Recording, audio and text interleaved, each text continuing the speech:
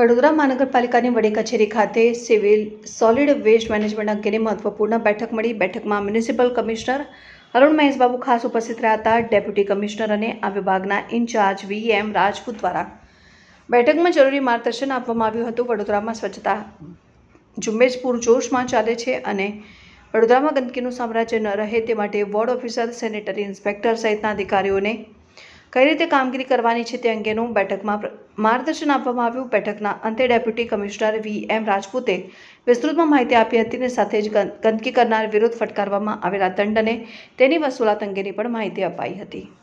Generally અમે દર weekly SWMની જે બોર્ડ ઓફિસર છે, સેનેટરી ઇન્સ્પેક્ટર છે, SI છે, બધાની રિવ્યૂ મિટિંગ રાખતા હોય છે અને જનરલી સફાઈને લગતા વિવિધ પ્રકારના મુદ્દાઓની ચર્ચા એમની સાથે કરતા હોઈએ છીએ.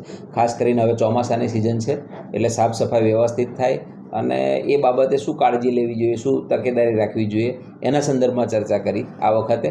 અને ખાસ કરીને કમિશનર સાહેબે પણ આવી અને આ વખતે થોડા મુદ્દાઓ એમને વધુ સારી રીતે સફાઈ થાય, ટાઈમસર સફાઈ થાય અને વ્યવસ્થિત સફાઈ થાય એના માટે એ કીધું છે. અને આગામી જે યોગ દિવસ છે એની તૈયારીના ભાગરૂપે એમણે જે કરવાની કામગીરી એની પણ આ વખતે થોડી ચર્ચા કરવામાં આવી છે. સર, જ્યાં જ્યાં સ્વચ્છતાનો અભાવ જોવા મળ્યું છે ત્યાં દંડાત્મક કાર્યવાહી કે નોટિસ આપવાની કોઈ કાર્યવાહી પણ?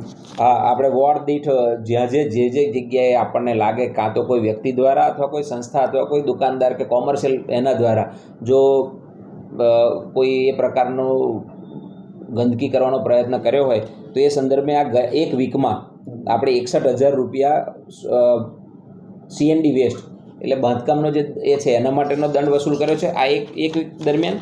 અને 64,800 રૂપિયા એ ગંદકી કરનારને નોટિસ આપી અને એની પાસેથી વસૂલ કરેલ છે એક વીકમાં.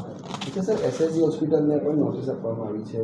હા, એને પણ બોર્ડ ઓફિસર દ્વારા નોટિસ આપવામાં આવી છે કે ભાઈ એ જાતે જો કોઈ એકમ એવું હોય કે જે બલ્કમાં પોતાનો કચરો જનરેટ કરતું હોય તો એમણે એનું રિસાયકલિંગ પોતે કરવું જોઈએ. એ સંદર્ભમાં એમને પણ અમે નોટિસ આપેલી છે. SSGમાં સત્તાધીશોને આપવામાં આવી છે, હોસ્પિટલના સંચાલકો જે ઓફિસરને આપવામાં આવી છે કે કોન્ટ્રાક્ટરને આપવામાં આવી છે નોટિસ?